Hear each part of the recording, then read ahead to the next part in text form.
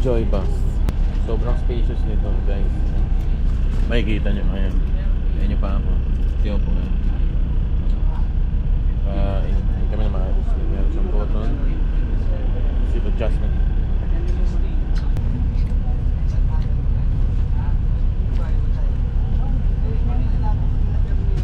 Sarap. Wasted pa ako. Pwede ba pakagat dyan sa ano? Ano? Pwede pakagat? Okay. Okay. Mamaya. So 11 o'clock, alis na kami. Waiting kami dito sa tingnan natin ano. Palabas na yun sila.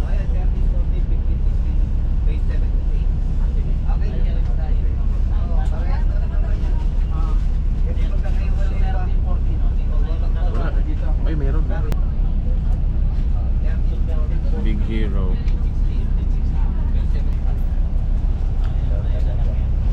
Ayan, so manood tayo mamaya pag andar ng bus. Ano oras na sa'yo?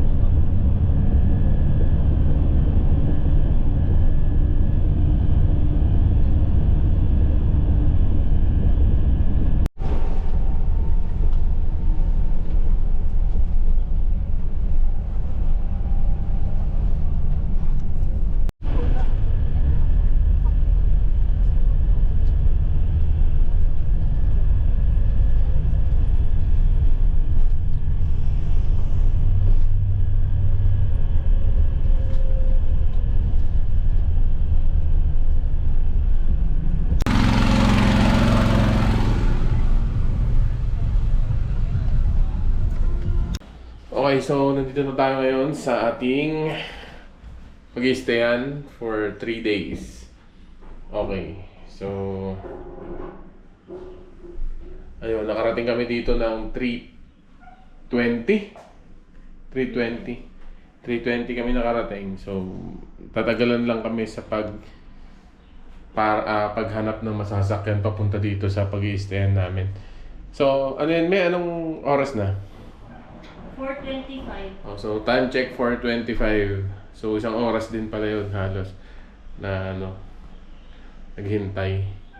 30 minutes, parang 40 minutes kami naghintay kasi nag-book kami ng una kay Nancel and then yun, so far and so forth. So yun. So nandito na kami ngayon, i-check natin kung ano meron dito. Ikot tayo ngayon dito. So ito yung kanilang kitchen. So medyo maluwag din. Maluwag yung kitchen nila, oh. So ito may mga cabinet sila, drawers. Pwede mong pag-stackan for a while. Ayan. Diba? Button lang, oh. Okay ito, ah. Ganito lang pala dapat. May ano lang, oh. Parang hawakan lang. Ganun. Trays. Yun, may kasirola sa ilalim. Utensils, baso, plato. Doon na, kompleto na pala. Wow! Where is the beach walk? Ano naman ng ref nila? May isang yelo. The rest, walang laman. Kasi pag-ibig, oh. Sampay-sampay na kagad siya. Ito yung CR nila. Pagpasok mo, CR. And then, kama for 2. TV na may Netflix. High chair. Tapos may table. Bali, dalawahan. 4 na siya. Yun, may shelf dito. Ano laman yan sa taas? O, tignan nyo na lang. Comment lang kung ano laman. Then yun, mga drawers ulit dito. Ayun. May mga hinges, doorknobs, screws. Ito nakalock. Ano ba laman nito? Baka stock. Unan, nandito din. Ayun, so andito yung terrace nila. Yung terrace naman. Ganda dito, guys. Ganda ng viewing. Ayun, guys, so nagpahinga lang muna kami saglit. Ayan, mapapansin nyo, nakahiga na ako. Then yun, after namin pahinga, maya konti nagbihis na kami. Ayan, sunset, oh, ganda. Okay, so nandito na kami. Palit na ako. Okay, so nagpalit na ako, lalabas kami hapon. Hanap kami ng makakainan namin kasi gutom na kami. Kasi ang kinain lang namin sa bus ay biskwit at tubig. Yun, so hindi pa ako nakakain actually kasi kinain ni Pag-ibig yung peanut butter. Ang kinain ko, wala. Buti na lang may baon kaming big bite. Ayun, tumatawa siya, oh. Kasi hindi nga ako kumakain ng chocolate, so yun. Okay, so paalis na kami, guys. Bababa kami, and then magko-commute kami. Try namin mag-jeep. Or try namin tingin-tingin kung paano makakaalis. Yun lang. Let's go. It's going down for real. Parang mali yata nag-short ako. Medyo nakakaramdam na ako ng ginaw. So ayan, papunta kami. Good days. Doon na lang daw kami kakain. May Pag-ibig. Nakabonet pa. May Bini pa. Sino ka? Bini Mika? Ayun, so nakakahingal maglakad. Sabi nila dyan lang daw, dyan lang. Ilocano talaga. Dyan lang pero ang layo.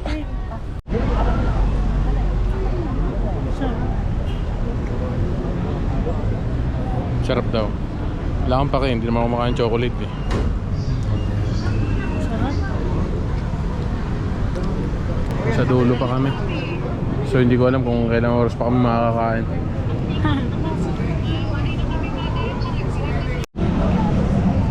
Sarap. Brother ba? Victoria's Cream Puff. Ang cream puff ng bayan.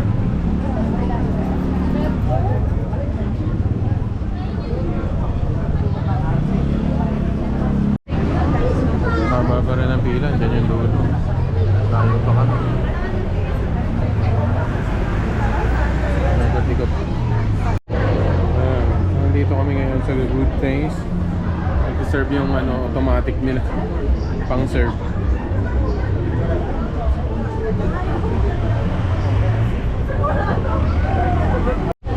Hi guys, it's my POV. Yun lang. Sorry, no pets allowed. Ayan na. Ayan na. Malapit na. Ayan na. Malapit na kami sa pintuan.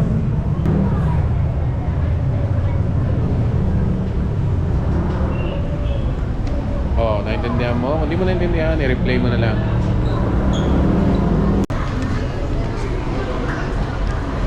Lapit na kami, guys. Okay na, oh. Ay, sa wakas, pastilan. Ano sa'yo? Alin yun dito? Butter chicken ito. Fried rice. Butter chicken tsaka canton.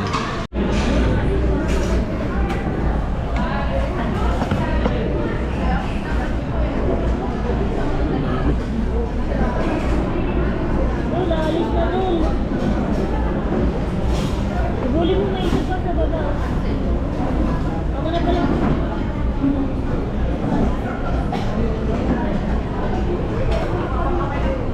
Bye, mag-bye na lang. Bye-bye. Cutie. Guys, look at that.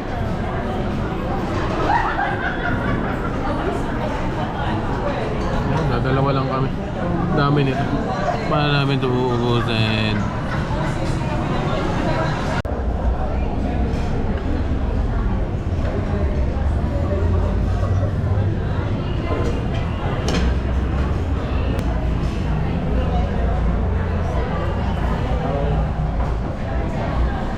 Panalo. C236, please play your order. C236, please play your order. Ang dami ng serving nila. C238, please. Ayan yung baso. Compare nyo. Yan. Ano kalaki yan.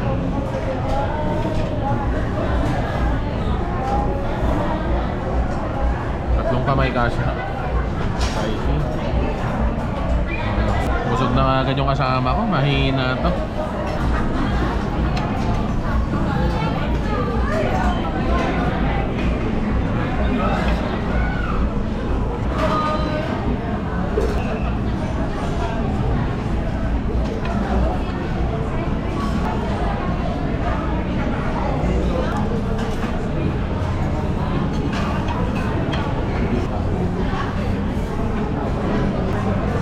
Dito na kami.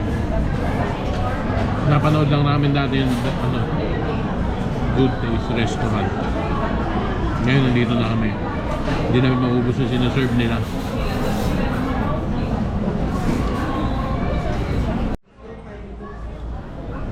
Marami na busog ako. Namin ito naubos. Medyo hindi bet ni Pag-ibig. Ito nakalahati lang. Pansit. Yan, butter chicken. So yun, kung i-rate ko siya, yung butter chicken, sarap. Mas masarap pa siya kaysa dun sa pag kinainan namin sa ano, Chinatown, sa Ongpin. Ang dami ng serving talaga. Talagang sulit yung binayaran mong 320. Kasi sumunod yung canton. Yung canton naman, halagang 325. Ang dami, parang isang kawali. Yung pinagpiprituan na kawali. Tapos ang daming sahog, may mushrooms, broccoli pa. Yung typical na pansit na alam natin, di ba? Carrots, repolyo, Baguio beans lang. Dito may mushroom, may broccoli. Then, yun, carrots, repolyo. Ang dami nila ng gulay. Tsaka ang dami din ng pansit, talagang busog ka. Kasi itong fried rice, medyo hindi ko siya naubos dahil doon sa pansit. So yung fried rice is nasa 200 pesos. And then yung last, yung Shanghai, yun yung pinakamahal, pero honestly, yun yung pinaka hindi na gusto ni Pag-ibig. Ewan ko, siguro carried away na siya doon sa butter chicken. So, sarap din kasi talaga. So kung i-rate ko siya, yung butter chicken, i-rate ko siya ng 10 over 10. Kasi mas masarap pa siya doon sa kinainan namin sa Chinatown, sa Estero. Yun, puro butter chicken din yung menu nila doon dati. Hindi talaga, masarap naman no, na mga 9 over 10, pero hindi ko talaga maisip na may mas masasarap pa pala doon. So ito yun, good taste. Napanindigan nila yung pagiging good taste nila. And then yung fried rice naman, i-rate ko siya ng 9/10. 9/10 siya kasi para sa akin meron pa siyang pwedeng i-improve eh. Kung meron sana siyang mas maraming carrots and etc. Marami pa siyang dinagdag dun sa kanin. Possible mas masarap pa siya. So yun, i-rate ko siya ng 9/10. Yung butter chicken 10/10. Yung pancit canton lover ako eh. So para sa akin yan 15/10. Talaga masarap talaga. Sarap yung pancit canton nila dito guys. Pancit gisado. Naman yung Shanghai. Yung Shanghai medyo mababa ako doon kasi marami na ako natikmang Shanghai na masarap eh. So hindi talaga ako na-satisfied sa Shanghai na binigay sa akin. Or kung yan ba talaga yung lasa niyan, hindi ko alam. Pero para sa akin, okay naman siya. Pero kung magdating sa rate, medyo bibigyan ko siya na mas mababa kasi may mga restaurants na akong natikman na masarap talaga yung lumpia nila.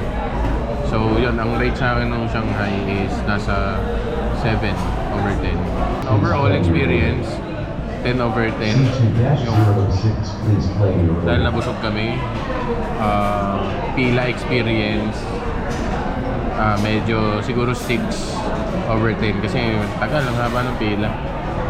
Pero yung yung pagdating ng order, medyo ako doon, nasa 10/10 ako doon kasi robotic na. Ayan ganyan yung pang-deliver nila. Ayan. Makakarating sa iyo yung pagkain mo nang hindi hinahawakan ng mga crew. Bali from chef table na talaga. Parang gano'n yung nangyari. Tapos yung ambience, hindi ganun kainit dito, malamig din talaga. Kasi siguro dahil sa Baguio rin, nasa Baguio rin talaga. Kaya malamig. Okay din yung cleanliness nila dito, 10/10. Talagang walang amoy, as in amoy malinis. Ganun yung amoy dito. Though medyo old fashion or old design yung ambience. Malinis yung area. So na matulog. Problema, dadaan pa kami ng night market. Hindi naman namin pwedeng daanan ng umaga kasi wala daw yun ng umaga. Wait. Okay, nga na kami muna guys, then update ko kayo pag nandun na kami. Bye bye.